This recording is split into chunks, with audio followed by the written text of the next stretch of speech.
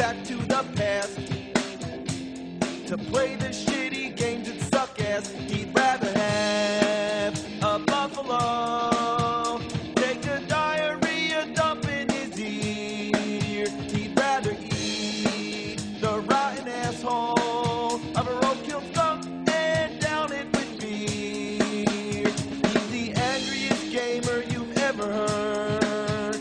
He's the angry Nintendo nerd. He's the angry Atari Sega nerd. He's the angry video game nerd.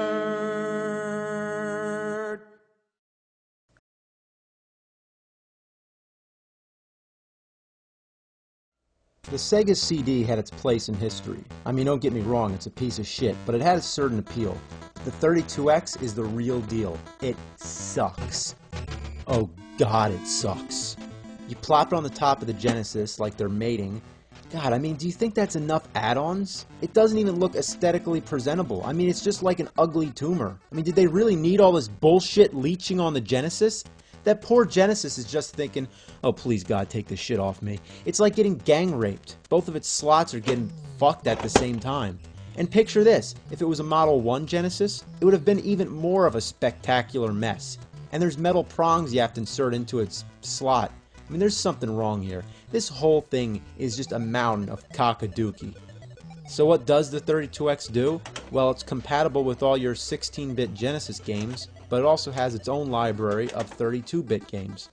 Oh, you gotta love this. No end labels on the cartridges. May I ask why? Here's the Genesis games. You can read them. You can see what they are. If I'm trying to pick out a game, I can just visually scan my eyeballs across them without having to do this. Oh, what's this? Oh, Virtua Fighter? What's this? Oh, Star Wars? What's this? Primal Rage? The same thing as Atari. Labeled, not labeled.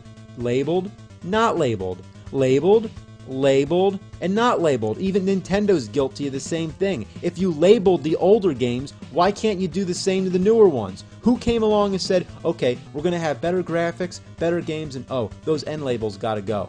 When did this idea of simple convenience become obsolete? Now about the 32X, hooking up this bastard is just insane. Believe it or not, like the Sega CD, it has its own fucking power adapter. That's great. I mean, now you got 3. And trying to hook them all up at the same time is a friggin' nightmare. Let's look at the most minimum amount of effort it could possibly take. So I'm plugging it into the TV. I mean, now I obviously can't plug in all 3 of these things. So here's the most basic power strip you can get. Every big store sells these things. These are common.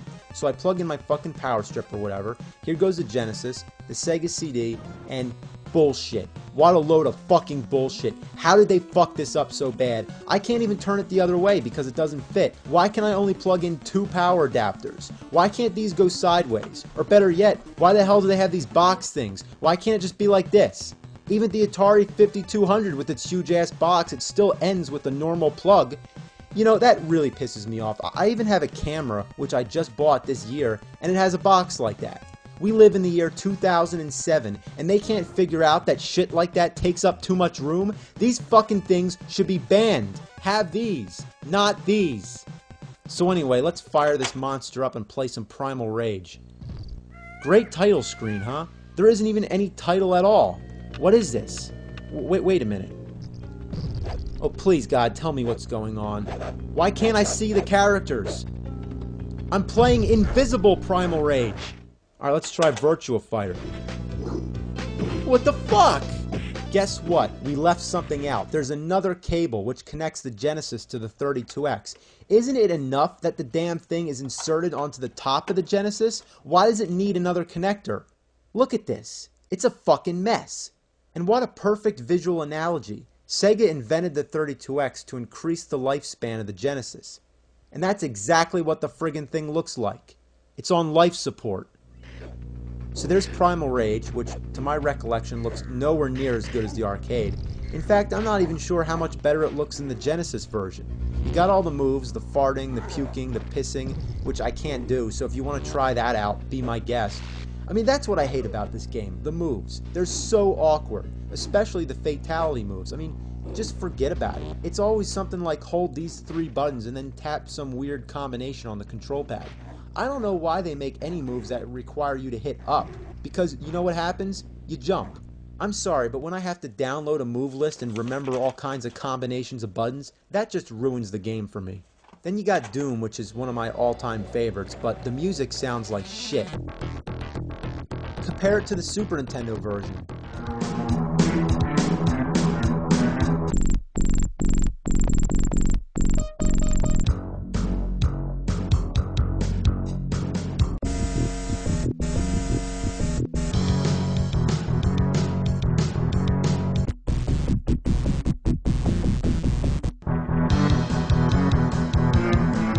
Also, the Super Nintendo version has more levels. The only thing it lacks is the graphics. They're horrible. On the 32X they're better, but my point is, everything should be better. Now you got Virtua Fighter. It was one of the first 3D fighting games, and it sure looks like it. I really hate how every time you jump, it's like you're on the moon. God, the control sucks. And the characters act like they have problems.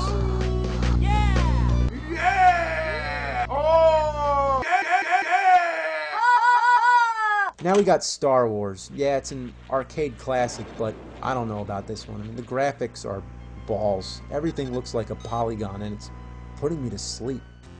Like my Sega CD video, keep in mind, I'm limited to how many games I can review.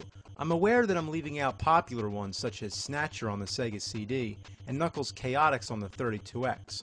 But remember, if I don't have the game, I can't review it. It doesn't matter anyway because I wanted to focus on the console itself. The bottom line, the 32X sucked, and it was one of the biggest failures of all time. And just to celebrate their failure, or just for shits and giggles, they released a few CD 32X games, which require both the 32X and the Sega CD. So if you happen to own both this pile of vomit and this piece of shit, you can mix the two together.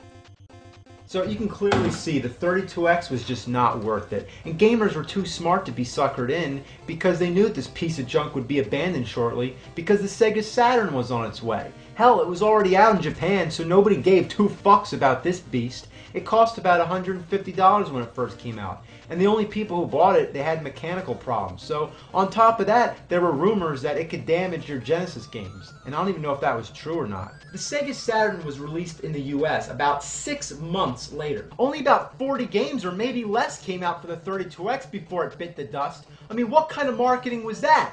What were they thinking? And on top of that, Sega had yet another console planned in between called the Neptune, which was scrapped pretty quickly. All it was going to be was a standalone 32X anyway. Which is what it should have fucking been in the first place. So not only was the Saturn on the way, but so was the PlayStation and the Nintendo 64. Gamers knew it was a better idea to just wait, and stores were selling the 32X for about $20. I got mine at a flea market for $2.50. I'm dead fucking serious. Now, excuse me. I gotta send this fucking shit back to the fires of hell.